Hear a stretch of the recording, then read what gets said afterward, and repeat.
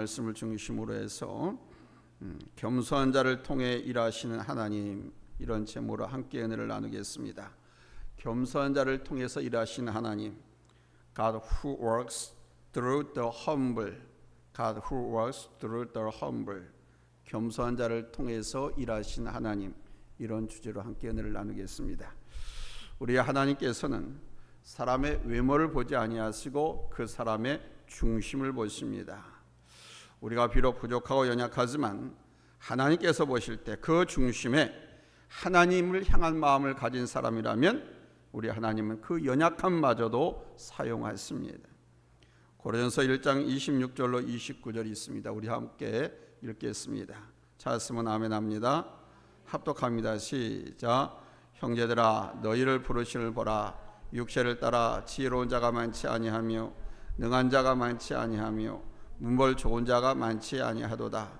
그러나 하나님께서 세상의 미련한 것들을 택하사 지혜 있는 자들을 부끄럽게 하려 하시고 세상의 약한 것들을 택하사 강한 것들을 부끄럽게 하려 하시며 하나님께서 세상의 천한 것들과 멸시받는 것들과 없는 것들을 택하사 있는 것들을 택하려 하시나니 이는 아무 육체도 하나님 앞에서 자랑하지 못하게 하려 하심이라. 아멘.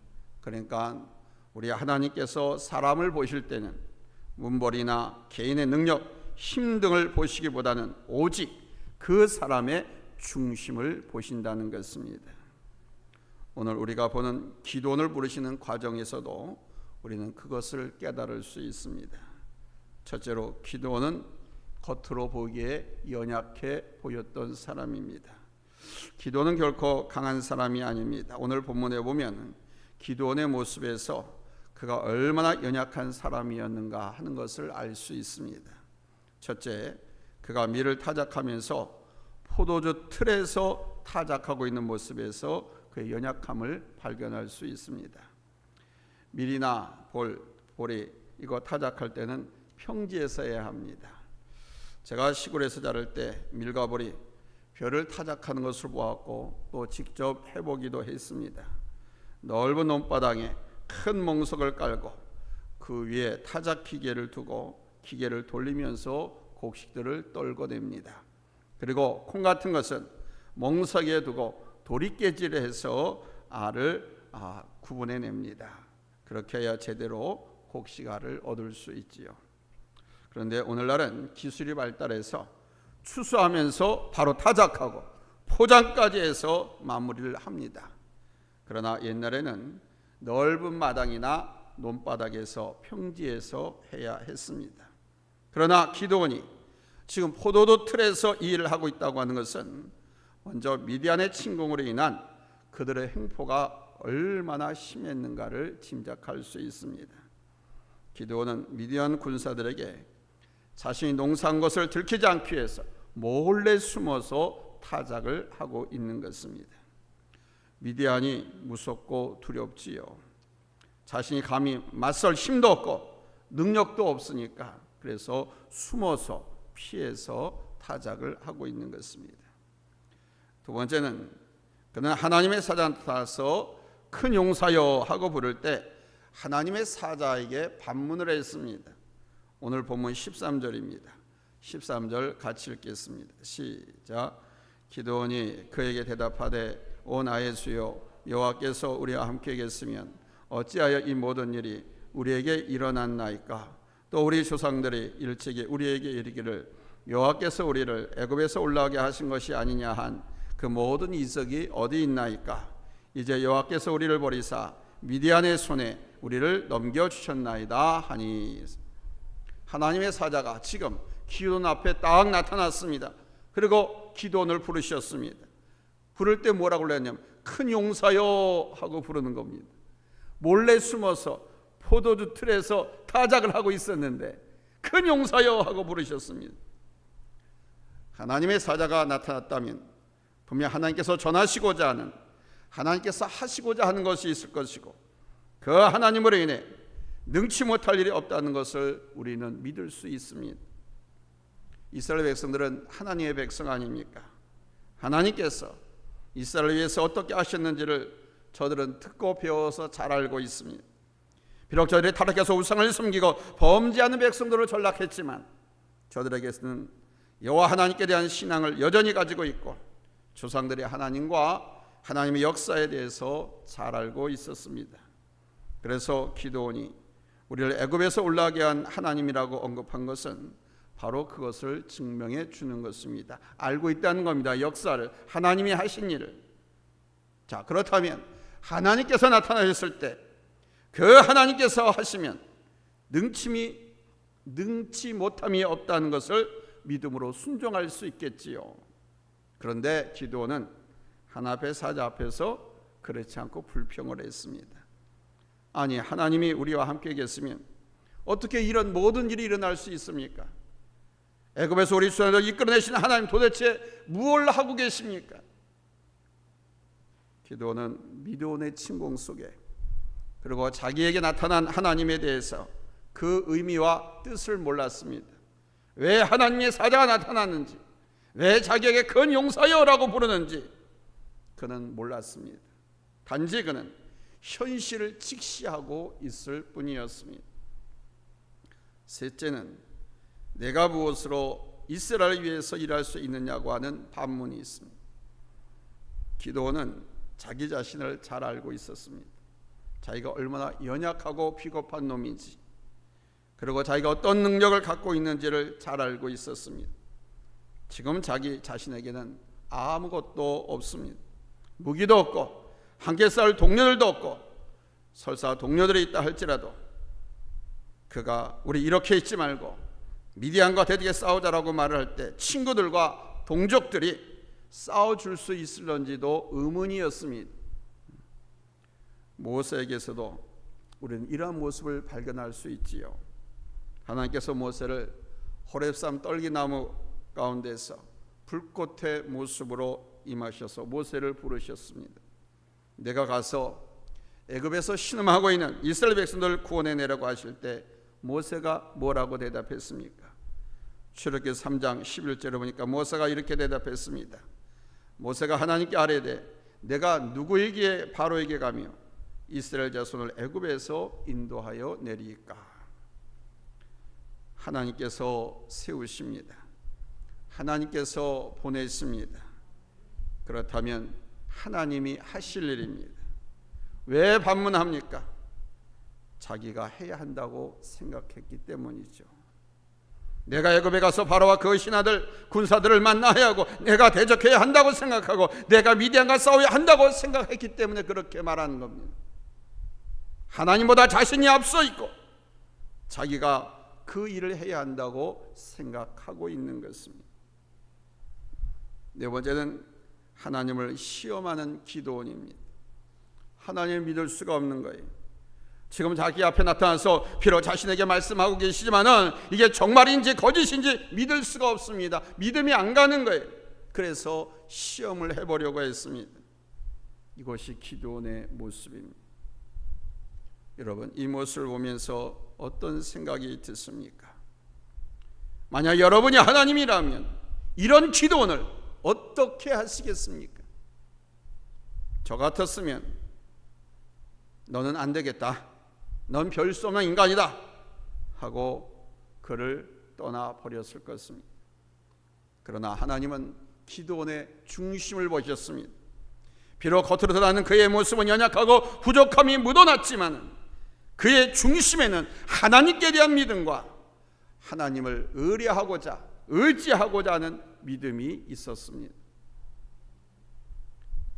기드온은 겸손함을 갖고 있는 사람이었습니다. 이스라엘을 구하라고 하실 때 내가 무엇으로 이스라엘을 구할 수 있겠습니까? 라고 한 것은 그의 겸손함입니다. 그가 하나님의 부르심에 대해서 그렇지 하나님, 이 일은 제가 딱 적임이지요, 제가 해야지요, 저에게 마땅히 주셔야지요 라고 했다고 하면 하나님께서 그에게 그 일을 맡기셨을까요? 이런 모세를 생각해 보시기 바랍니다. 모세가 바로의 궁궐에서 바로의 왕자로 있으면서 어느 날 이스라엘 백성들이 고역하는 것을 보고 그들의 구원자가 되고자 하는 마음으로 애굽 병사를 쳐 죽였습니다. 그는 애굽의 왕자입니다. 애굽의 학문과 병법과 용서의 능력을 다 갖고 있는 사람이었습니다. 그러나 하나님은 그때 그를 이스라엘의 구원자로 세우지 않으셨습니다. 하나님께서 그를 미디안 강요로 몰아내시고 40여 년간 양을 치게 하신 후에 다시 그를 부르셨습니다. 그때 모세는 40여 년 동안이었어요. 하나님의 종 누구도 찾아오지 않았습니다. 여호와의 사자가 나타나서 위로하지도 않고 어떻게 잘 지내니 하고 묻지도 않으셨습니다. 모세는 자존감이 완전히 땅에 곤두박질 쳤습니다. 그래서 하나님의 사자가 떨기나무 가운데 나타나서 말씀하실 때 내가 누구간데요? 라고 말할 수밖에 없었지만 하나님께서는 그를 부르셨습니다. 그의 겸손과 준비를 통해서 하나님께서 꼭 필요한 때에 그를 부르시고 세우셨습니다. 기도원에 대해서도 마찬가지입니다. 내가 무엇으로 이스라엘을 구원하리까? 우리 집안은 므낫세 집안 중에서 가장 약하고 내 아버지 집에서 가장 작은 존재입니다. 그랬어요. 어디서 비슷한 고백 들어보신 것 같지요? 사울왕이 하나님의 부르심에 대해서 처음 그렇게 고백했습니다. 사무엘상 9장 11절입니다.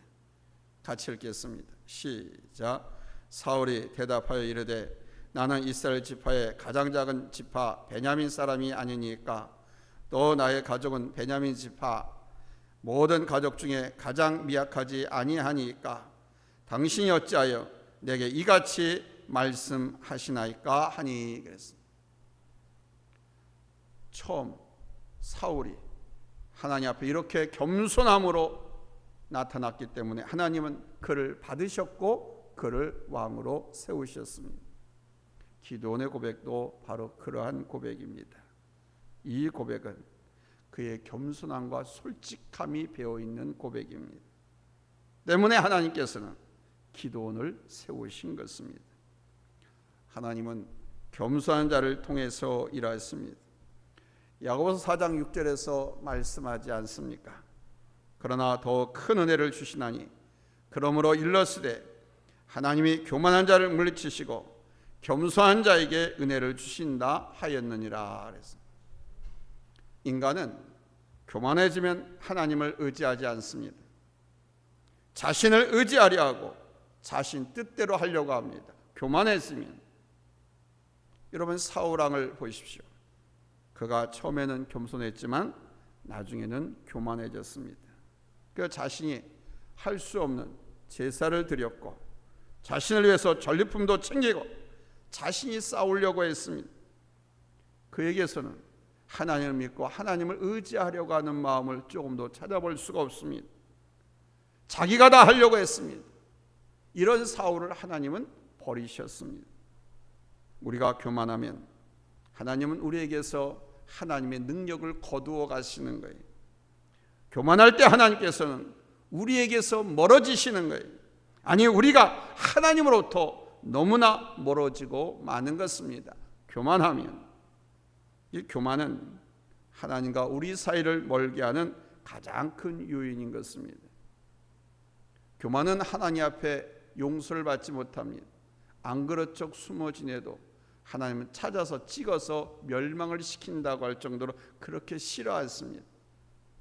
그런데 사탄의 영을 받으면 하나님이 가장 싫어하는 것을 교회 안의 성도들도 교만죄를 짓습니다. 그것이 죄인지 모릅니다. 하나님 앞에 찍임을 당하고 멸망을 당하는 무서운 죄인 걸 모릅니다. 바라기는 항상 여러분들은 겸손하시기 바랍니다. 아멘. 우리는 항상 하나님 앞에서 겸손해야 돼요. 하나님 앞에서 내가 한 것은 없습니다.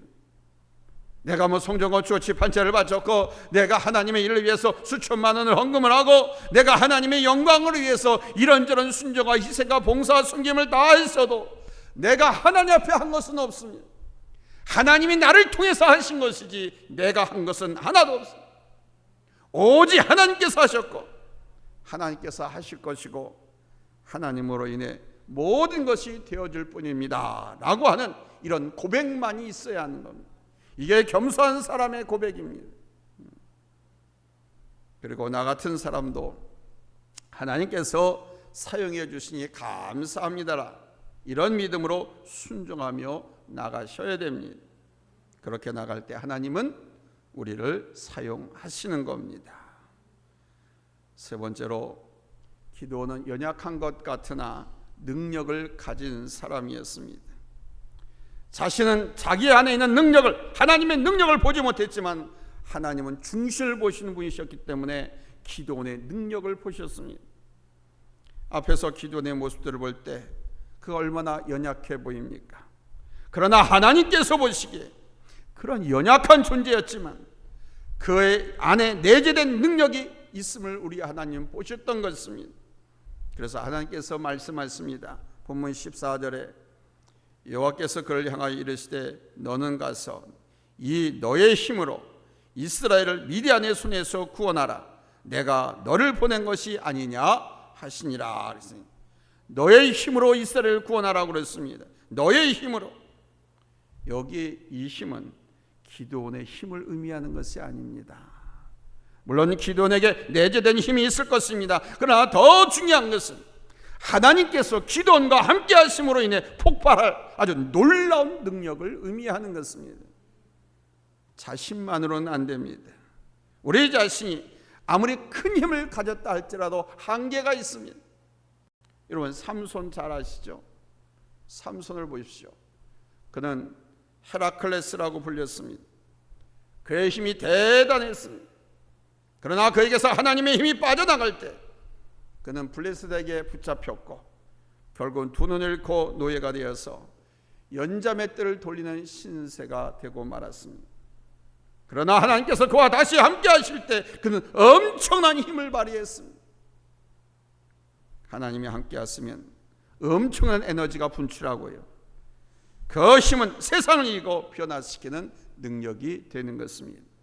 하나님이 함께 하시면, 하나님이 나를 떠나가지 않도록, 할렐루야, 나의 믿음을 견고하게 늘 하나님을 의지하고 그 하나님과 동행하는 믿음의 사람, 순종의 사람이 될 수 있기를 예수님의 이름으로 축복합니다.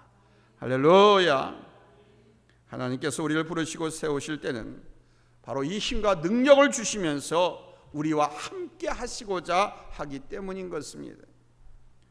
아무리 우리가 연약하고 보잘것없는 존재라 할지라도 하나님께서 당신의 능력으로 우리와 함께 하신다면 여러분, 능치 못함이 없는 줄로 믿습니다. 사도 바울은 이것을 잘 알았어요. 그래서 그는 궁핍함과 풍부함, 어떤 상황 속에서라도 나는 내게 능력 주신 자 안에서 내가 모든 것을 할 수 있느니라고 고백한 것입니다. 아멘. 내가 하는 것이 아닙니다. 내게 능력 주신 자, 내 안에 성령님, 내 안에 주 예수 그리스도, 내 안에 내재하신 하나님의 능력이 하나님의 일을 감당하게 하는 것입니다. 사랑하는 성도 여러분, 인간은 부족하고 연약합니다. 어떤 사람은 자신 능력이 있다고, 자격이 있다고 말할런지 모릅니다. 그래서 내가 해야 한다고 생각할지 모릅니다. 그러나 사실은 우리의 힘과 능력으로 할 수 있는 것은 지극히 제한적입니다. 오직 하나님께서 우리와 함께 하실 때 우리는 능력 있는 일을 할 수 있습니다. 겸손한 사람을 통해서 하나님은 능력 있게 일하십니다. 믿음의 사람을 통해서 하나님은 당신의 일을 행하십니다. 세상에서 약하고 부족하고 미천한 것 같지만 그 안에 믿음을 담고 있고 예수 그리스도를 담고 있으며 성령의 내재함으로 항상 서 있는 사람을 하나님은 사용하십니다. 오늘 우리 교회 성도 여러분 모두가 이런 겸손함과 하나님을 온전히 의뢰하는 믿음으로 여러분 하나 앞에 쓰임 받기를, 그리고 승리하시기를 예수님의 이름으로 축원합니다. 축원합니다. 할렐루야. 기도합니다.